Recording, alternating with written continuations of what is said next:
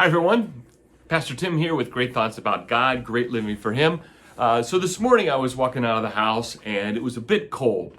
And so I decided to grab my fleece jacket and put it on just to break that little bit of cold. And as I was putting it on, I noticed this morning that on my sleeves I had these little white hairs. Now it's not what you're thinking, they weren't my hairs. My hairs aren't white, but I had these little white hairs on my jacket. In fact, there's another one. And they're my dog's hairs, Rosie. And she has really short white hair, very fine hair, but she sheds like pretty much any other animal you might have in the house. And it can kind of get frustrating because I went, I was rubbing it off, going, oh, all these little hairs all over. And I noticed the floor and our dark carpet and little hairs on that too. And you got to, vacuum them up, sweep them up once a week kind of thing to keep the place clean. But it struck me as I was taking those few little hairs off of my sleeve. You know what verse I remembered? I remembered the verse in the Sermon on the Mount where Jesus talks about how the Father knows every hair on our head, how He knows the very minute details of our life. And this amazing thought about God started just flooding into my mind. I couldn't keep up with all the incredible, magnificent attention that God gives us.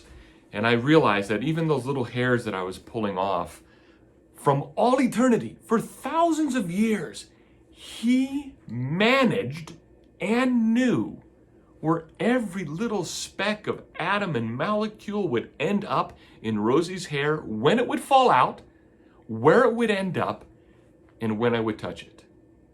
For thousands of years, God knew every detail of that. In fact, He knows every detail of every atom and molecule of that hair, of where it will end up in 1,000 years. And if God is that detail-orientated, if He has that much knowledge about those type of atoms and molecules and where they've been and where they'll go and what they'll be part of next and what they were part of 10,000 years ago, will He not be able to take care of our troubles today? Of course He will. Of course He'll be able to take care of our troubles today. Of course He knows that in a world of 7 billion people, every one of those 7 billion people are important to Him and interesting to Him. He's involved in every one of your lives, in every one of those details. And so we may feel lonely, we may feel scared, we may feel isolated, we may feel lost in that sea of people.